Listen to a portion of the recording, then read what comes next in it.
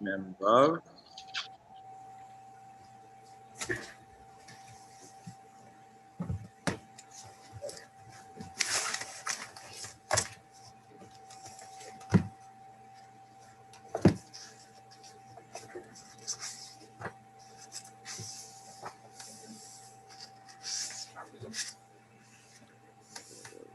Okay, we were.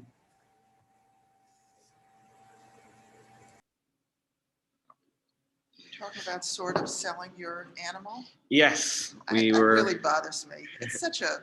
We were about to say the question of so we talked about the issue of hefker, right? About declaring ownerless the animal. We'll talk a little bit today also about how do you declare your animal ownerless just for Shabbos. That's an interesting question. It is a risky business, but it's not actually so risky. So we'll see in a moment. Let's get this open as well. Okay. All right. So we were up to Tes Zion, I believe, in the Mishnah Berurah, where we had a second option here. That if you don't want to go the hefker route, you can also say that my animal is, you have now acquired my animal. This is what you can tell them, or the animal is acquired to the non-Jew. That's what you can say, and therefore it is out of your possession, and therefore you don't have to deal with this problem of owning the animal. Well, possession is different from ownership. You're talking about out of your ownership. Out of your possession means you're still out of your own. Correct. Kinuya means it's been acquired by. Right. Okay. The animal is now acquired to the non-Jew. Okay. So he says here, Mishnah Berurah says, Tes Zion. V'hemti kinuya le'eno Yehudi. I am Magen Avram. Shedato dedavka im omer lo befonav. V'hemti kinuya lecha. The Magen Avram was of the opinion here that when you try to, I don't want to say pawn off, but you're ensuring that the non-Jew acquires this animal. So sha'az, you have to say to the person in front of him or her, you have to say, the animal is now yours. So you can't just do this behind closed doors. Sha'az miskaven ha'ena yehuda liknosa v'yiniknes lo ba'mirazo, because then there's some sort of intention from the non-Jew to actually acquire it. Okay, fine, it's mine. And this is through the verbal statement. The animal is acquired by the non-Jew. Kaven shehi birishuso, but kanya la chatzer. Now there are two. How does this also work? How does the dibur, the amira here, transfer the title, as it were? It's a statement of a kinyan followed by the fact that this animal is already in the chatzer, in the courtyard of the non-Jew. And we have a concept in halacha that the chatzer can be kona for the owner. If it's in your property, it's in your space. When someone agrees to a sale, that chatzer can acquire it for you, meaning that it's in your possession, allows for the transfer to happen, transfer of title. We have an intention here to transfer. It's in the courtyard, it's in the backyard of the non-Jew roaming around. That in and of itself is enough to affect the kinyan, the transaction. That's one of the ways in halacha, when it's in your actual physical space, at the time of the, let's say there was a financial sale, right? Or there was a sale, a verbal sale, like it is here. The chatzer can be kona and sort of complete the change of ownership. So this business you said about selling your chametz, that you have to do it 7 different ways because it's so complicated. Yeah. So here we're being very lenient. Correct. Right. I think we'll make the point soon here. I think Mishnah Berurah makes it, or Shulchan. Somebody makes the point. I'm not remembering who. The bottom line here is this is all b'diavad. This is not ideal because what you're doing here is an hour before Shabbos, 15 minutes before Shabbos, you're just trying to, the whole idea of Hefker, 1, 3, we're not having a good time over here because this is not ideal. In fact, those are the words of the Shulchan Aruch. If you look back up on top, which we'll talk about in a second, Yud Zayin, but Kadeshi Natsal Misur Deraisa, we're trying to save. That's he's acknowledging that I'm just trying to save us from Dorais. Forget the Derabanans for now. We'll see in a moment. We're really not going to worry about the Derabanans. But I wanna not violate Torah law. So we'll rely on opinions that are maybe not the normative psak halacha in such a circumstance. Okay, go ahead, Michael. The animal is yours. Mm-hmm. But now it's lost, you don't see it, or whatever. Yeah. It's in non-Jewish, taking care of it. Yeah, it's still the original owners. This is a whole sugya in Shas about this. He actually is feeding it while he's playing. Mm-hmm. So let's say you find Mm-hmm. you have to pay the upkeep, for example. That's a whole separate topic. Yeah. It's a good question. Sure. Yeah. There's a lot to talk about there. Yeah. Okay. Let's go. Let's keep going in the Mishnah Berurah here. Aval im omer kain shelo befana. If, according to the Magen Avraham, if you say this not in front of he has no idea this is happening. The non-Jewish person has no idea. Lo kena'aha aino yehudi klal. Magen Avraham was of the opinion that there is no acquisition of the animal at all, and therefore it doesn't help. Afilim zika lo al yidei Yisrael acher gam kein lo mahane. So no. And again, here's a concept in halacha. You can be mezakeh. You can allow another person to merit something even when they're not in front of you. You can and you can have somebody else acquire it on your behalf. I want to give an item to somebody who's not here, or better yet, let's say they say not a situation.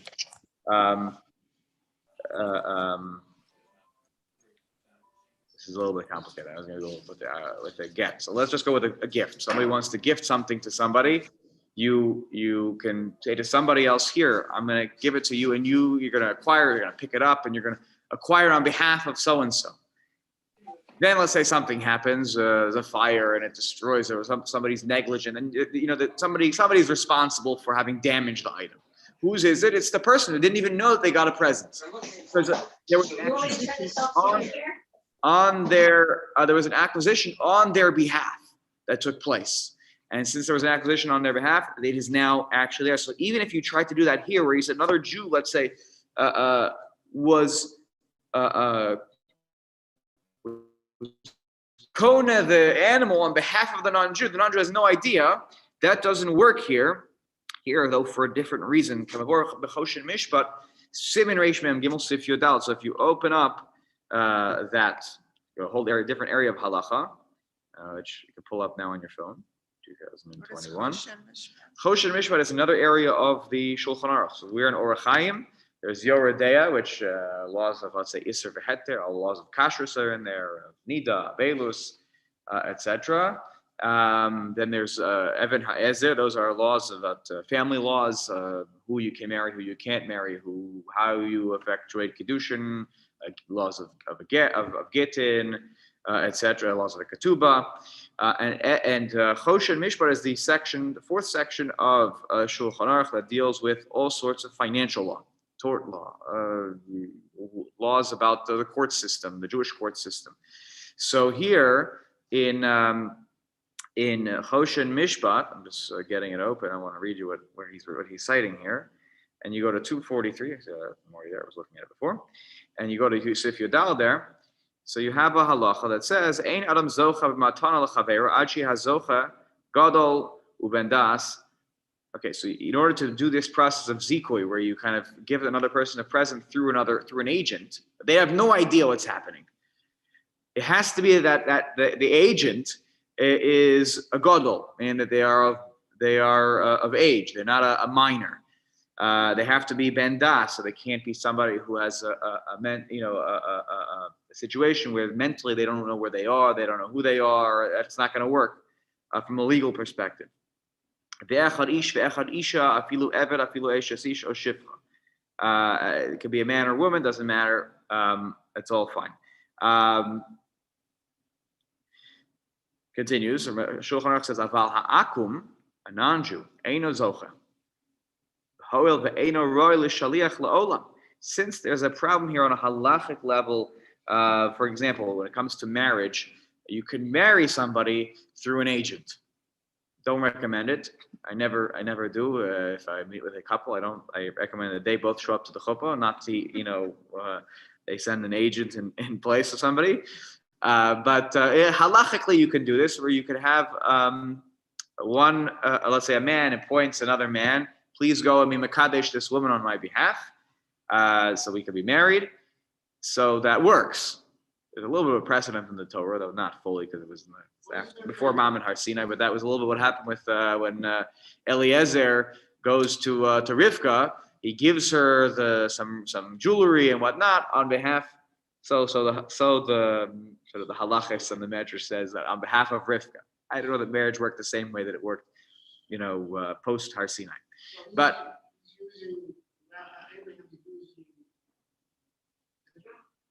Eliezer. Correct. So that's a good idea. We can sort of use that case in our head here, but that doesn't work. Although I guess he wasn't really. Was he part of the Abrahamic? I don't know, whatever. But that doesn't work when you have a non-Jew, because halachically that shaliach, when it comes to halacha, to transfer of certain things, not just you're my shaliach. Can you go carry this over to my friend? When you're a shaliach to transfer title or halachic purposes, a non-Jew cannot fill that role.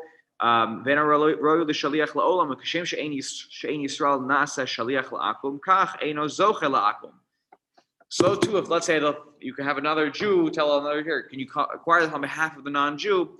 Same thing. Shulchan Aruch says it doesn't work halachically. It doesn't work. And the idea of kinyonim between a Jew and a non-Jew is already complicated. We've talked about that with the laws of selling chametz. But now you're going to add another step where you have a Jew acquiring on behalf of a Jew. Can you do that with the regular ways, and it's on behalf of a non-Jew? So it's a whole complicated thing. Basically, as you see here, the Magen Avraham didn't think this was going to work unless they know that they're getting it and it's done to them, said to them, and then the animal can transfer to the non-Jew. Now you're going to say, well, what about Sunday? What happens Motzei Shabbos? Don't ask what happens Motzei Shabbos. Hopefully he's a nice person. Okay, v'chein hiskim ha'pri megadim u'sharei achronim kehamagen Avraham. There are others who agree with the Magen Avraham, the pri megadim amongst them, and other achronim, other later rabbinic scholars. Upashut afilo beomer behemti kenuya lecha ba'inan sheyehela ze gam psikas damim. He says, but there's also a second thing you have here. You say to him, this animal is acquired to you. He says that there also has to be some sort of psikas damim. The ilav hachi ein ze mechir klal. What is psikas damim? It means that there was an agreement on some sort of number, a price, a figure. Otherwise, again, I don't know if this is because it looks like a harama, it looks a little bit like a joke, but the whole idea is here, there should be a sale. Sale means that there was a price paid. Otherwise, it's not a sale, it's called a present. So in order to make this mechira a serious mechira, which also may incentivize for the non-Jew to allow it to be bought back because he wants to get his money back, and he's doing this, it's like a little bit like on Pesach, what we do before Pesach. It's a favor that's being done, but it's a sale. And the Chai Adam as well says that there needs to be some sort of real sale here, not just that you kind of say the words and it's a magical formula. You should really have a mechira. Even if the money isn't paid, by the way. There should be an agreement. By the way, when we do the mechira chametz before Pesach, the non-Jew pays like a pruta, basically. For something like, for X amount of pruta. I don't even remember now. Basically, he gives you a quarter on behalf of everybody. You count how many people are in the sale. I'm there, so I count how many papers I'm selling. And it's X amount. Let's say so it's like 2 cents per person you're selling on behalf of. So if I have 12, 13 people, so 12 people, let's say, so you're talking about 24 cents, so he'll give me a quarter. That's it. And he bought the chametz. The rest is written in the document. We pay it at a later date. And then ultimately he sells it back, so he doesn't have to pay the rest of it. Same thing here. It doesn't have to be a full, animal probably costs a lot of money. You're going to transfer the ownership of the cow. A cow is not, to us, it seems whatever, but that's a very hefty sale. So it doesn't have to be that the whole thing is sold in that moment. To transfer all the money is transferred in that moment. Now, don't know. However, the farmers do it. Whatever the agreement is between the two parties. Okay, so the other thing is here, though, that's the Magen Avrah's opinion. Aruch HaShulchan quotes here that not everybody is of that opinion. He says, "Yesh misha omer tzarich lo dafka lomar lo dafka b'fanav." Okay, that's the Magen Avraham. Zikui alidei acher lo mahani dezachia habe mitam shlichus. We can't do the zikui aspect because that works through agency, and agency ve'en lo shlichus for the non-Jew, as it says in Choshim Mishpat. It's the same thing here. But he says.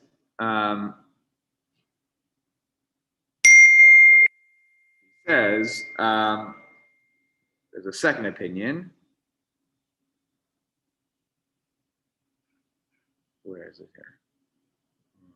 I thought there was a second opinion here. Ve'en lishol damai mahani amira ba'alma. Hello, amira ba'alma ain't no kinyan. Saying it by yourself is not a kiss. What we talked before. It's not a kinyan by itself. Words. But because it's in his possession, that's what the Mishnah Berurah had said. Okay, so he makes the point, but he prefaces it that the verbal statement itself doesn't transfer anything. It's the verbal statement plus that it's in the non-Jew's possession that affects the transaction.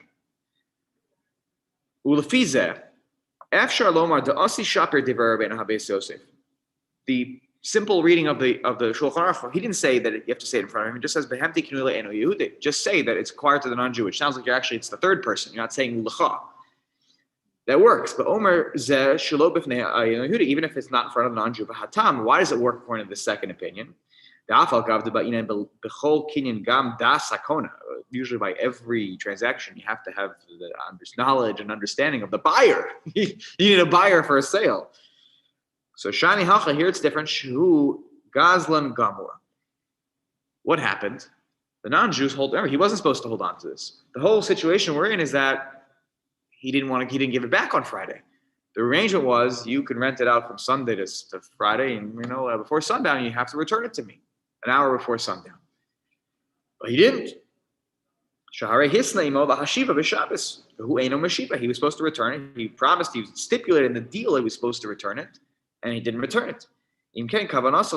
Therefore, we say his intention here is to steal it. Maybe not forever, but that is called theft.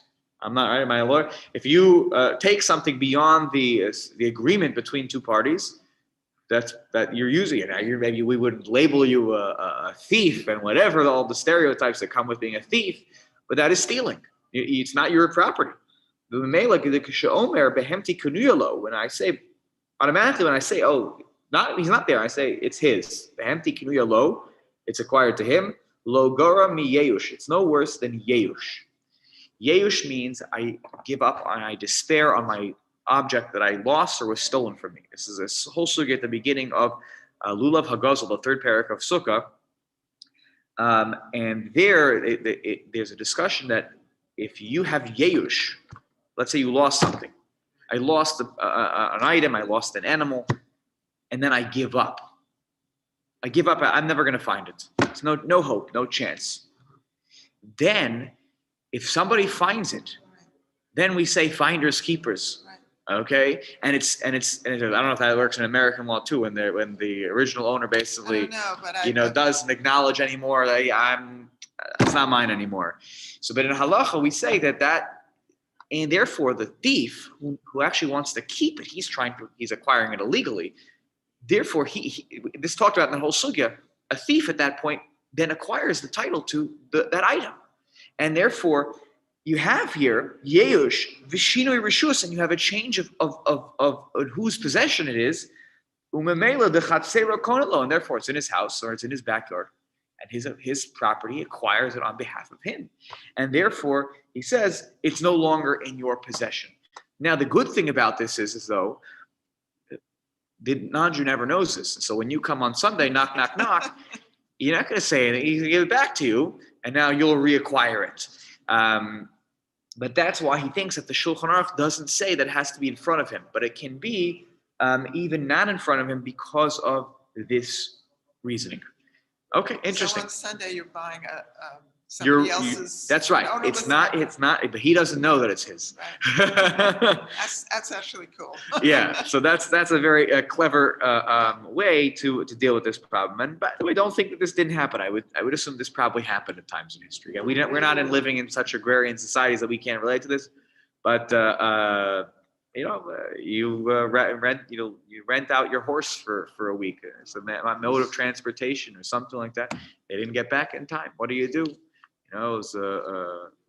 have to have a solution. In certain cases, some people, like in the West, they would randomly my house. So using that, if the guy is going to argue, well, this is mine. Right. I can prove it. Right. And that's why simonim are good. Show where the brand is, and it's mine now. Yeah. That's a whole topic. This simonim. Yeah. The guy that found it paid the other guy. Very good. Yud Zayin Kadeshi not still me Yisur Daraisa Rotze Lomar or Yud Zayin in the Mishnah Berurah. Aval lechatchila ein lismoch lahaskir al das sheyafkir k'sheyagir yom haShabbos. Oh, sheyaknehu az la'eno Yehudi. Sheyafkir v'hakna ena mefursamin. V'yesh kan chashash marisayin. V'chanis karleil. I'm besofis. He says, look, this is not lechatchila. That's why he's talking about saving yourself from Yisur Daraisa. It's not. You're supposed to rely on this, on the hefker situation when Shabbos arrives, or on the acquisitionist aspect. Again, it's all, I don't say it's shady, but it's not. This is not the ideal way to deal with these things. Again, I talked about the problem with the kinyanim that exist usually. First, and second of all, they're not public. These are things that happen either to myself, maybe in front of a couple of people. This is not before some, and therefore there's a marasayan concern. And when people see the guy working my animal on Shabbos, my animal's doing work on Shabbos, they're going to say, he's not so frum, but what are we going to do here? Nothing we can do. That's why it's b'diavad. But at least I should not be violating Isur D'Oraisa. Marasayan is not a D'Oraisa. It's maybe not even a D'Rabbanan. It's more of a concern of, it's what leads to sometimes rabbinic halachot, but it's, it's not a D'Oraisa. Yud, let's read the Ramah, and then we'll read Yud Ches and Yud Tes. That'll be enough for today. So if you look up above in the Ramah, I don't know if we read this part. The Imrotze, we did actually, but I'll read it again just to refresh everybody's memory. The Imrotze, if you want, Yachol hafkir lifnei shlosha b'nei adam kedin shar hefker. You could do this in front of 3 people, like other types of hefker situations. V'afilu hache ein shum adam yachol lizkot ba. And nobody can actually then acquire it from you. Meaning you made it hefker, but don't worry, nobody can benefit and take your item. Because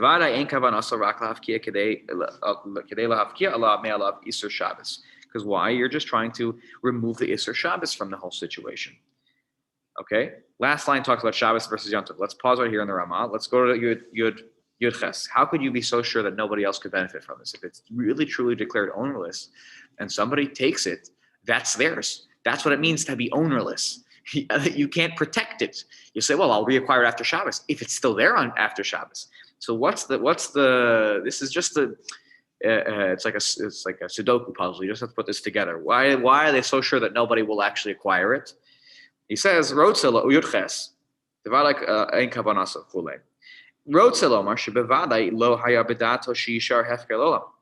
when I say that it's ownerless, I don't have in mind my intention that it's ownerless forever. Just for Shabbos. So I say it's mine until I light candles, right? Until it's Shkia, whatever, until it's sunset, Friday night. It's mine. Even if it's an hour before, this thing is ownerless when Shabbos starts. I'm not. Then what happens? And this I want to remove the Kedela Hafkiel Amealap Isser Shabbos. I don't want to violate Shabbos. Ula Achar Shabbos Yachazor Rishuso. And it's this item will return to my possession after Shabbos, because I'm reacquiring it. Sort of that was my intention, that I will reacquire it right after Shabbos is over. About Biyom HaShabbos Kufa, on the day of Shabbos itself, Bevadai Hu Hefker Gamor. It is indeed truly Hefker. It is ownerless. V'gam ze mikra b'shem Hefker, and it's called Hefker. It's Hefker. Okay. Uchalisa b'gemar, as in the Gemara, Dafilu Hefker liyom echad habe Hefker. Even if it's just I declared ownerless for one day, that's ownerless now. Bein tzarich lachosh. Why do I not need to worry? If somebody comes in the interim and actually takes it, it's theirs. And then Shabbos is over, it's theirs. The only reason I acquire after Shabbos is because it was still Hefker when Shabbos ended. I'm not worried. Shema yizke ba'acher Shabbos kufa. I'm not worried that someone else is going to take it on Shabbos. Where is this item, by the way, when this is all happening? It's in the possession of the non-Jew. He doesn't know that it's Hefker. He has no idea. So he can't have in mind, now it's mine. He thinks it's mine. And what? Someone else is, a Jew is going to come along. One of the Jews I did the Hefker process in front of. It's Shabbos for them. They can't come and take it. They're not allowed to make acquisitions on Shabbos. And no, this non-Jewish, person who didn't return it, maybe his friends come over. Okay, he's not going to tell them that they can take it. He knows he has to return it. He's violated the terms of the agreement a little bit. But at the end of the day, he knows it's going to. So what is it? So lo yanichenu kol zman shitachas yado lo malachto. As long as it's tachas yado, is under his watch, nothing's going to happen to it. And therefore, when Shabbos is over, I reacquire it.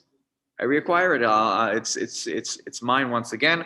The one question I have here, and I don't see anybody discuss it, is how did I reacquire it? Meaning, it's in his yard. Do you need a formal kinyan? What do you do? Right. So the question is, do I only reacquire it after I come and take it back, or he gives it back to me, or something like that? I don't know. That was the one thing I was left here with. I kind of understand why there's no fear involved here.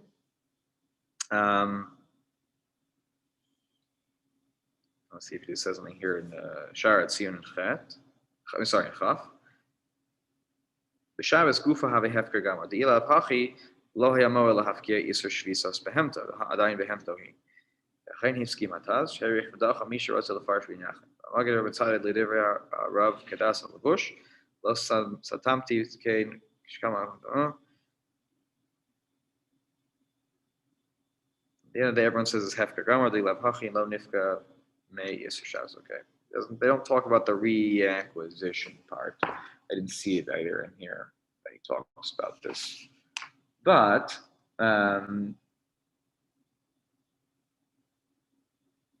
okay, yeah. So I'll try to see if I can dig some more on this question. Just as a related issue, because if a dispute arises, you have to resolve it. A non-Jew isn't really subject to the jurisdiction of a Beit Din. So in this case, if he just decides not to return it, he can turn to him and say, wasn't yours. I just took it. Go do something about it. What do you do? Right. So in theory, in a certain world, he would be subject to Beis Din, but we don't nor have Jews lived in that kind of situation for millennia now. The answer is that so the question becomes, how enforceable is this in a secular court? And the Beis Din would say, go to the secular court to deal with it. This is where it becomes questionable, right? Because you don't have a document of sale. You have nothing here. Yeah, so you have to be very careful. You don't want to get messed over in the secular court system if you're dealing with somebody you just don't trust. Yeah, that's a good point. That's a good practical point that you have to deal with here. Last thing, v'dafka b'Shabbos, aval b'Yom Tov v'vek b'Ramah. He says, "Ein adam mitzuba al shvisas b'Yom Tov b'Yom Tov." But this is only with regards to Shabbos. You have to worry about these things. But on Yontiv, there is no shvisas behemto on Yontiv. Let's quickly read the beginning part of this Mishnah Berurah. I'm not even finish it, and we'll have to spend a lot more time on this topic next week because really it's quite a machloket whether or not that's a true statement according to Ramah. Where did he get this idea? The shvisas test in the Mishnah Berurah. The shvisas behemto yalfinon nimadech siv laman yanuach shorcha b'chamorecha. Now, do you have a dash in yours? A what? A dash right there? Laman yanuach shorcha b'chamorecha. No. Kamocha. Oh, you don't have a dash. Okay, I have a dash. Interesting. V'haikra b'Shabbos ksiv. Now, it says in the Torah, in order that your ox and your donkey shall rest, kamocha, like you. Now, if you were paying attention carefully last Shabbos at the Kriyas HaTorah, you'll know that that's not an accurate quote. It does not say the word kamocha. It does not say the word kamocha. And in fact, I have a note here at the bottom. Do you guys have this extra note? You have something in the bottom? All the way at the bottom? All the way at the bottom. Mikoroba Yerushalmi? Did you have like a little aleph over there? Yes. Okay. Oh, yeah, here it So he is. points out the source of this idea is the Yerushalmi and Shabbos. B'tzarech iyun. You need to look into this further. The hakamocha ksiv b'dvarim. The kamocha pasuk. It was last week when we read in Parshas Veschanan. There it says Laman yanuach avdecha v'amascha kamocha. Your servants should rest like you. Aval b'kra ha'ikra d'laman yanuach shorcha v'chamorecha lo ksiv kamocha. When it says that in Shmos, in Parshas Mishpatim, that your animal should rest, doesn't say like you. So you have here some shinoi nischos here. The idea that the animal should rest like you is an interesting concept, but it's not actually 100% accurate quotation here. So but to be honest, it's not whatever. Some want to say that at the end of that note here, he says that Chaim Kanievsky says that it's a gzeira shava. You know, that here it says Laman Yanuach and there it says Laman Yanuach, so Kamocha applies to both of them. Okay. Bottom line is though, according to the Ramah, we'll see more next week. The Isser that we're dealing with here, there is no Isser on Yontif, and therefore all this falls away on Yontif. You don't have to worry about any of these things. Your animal can do work because it's only by Shabbos that it says you have to be like you.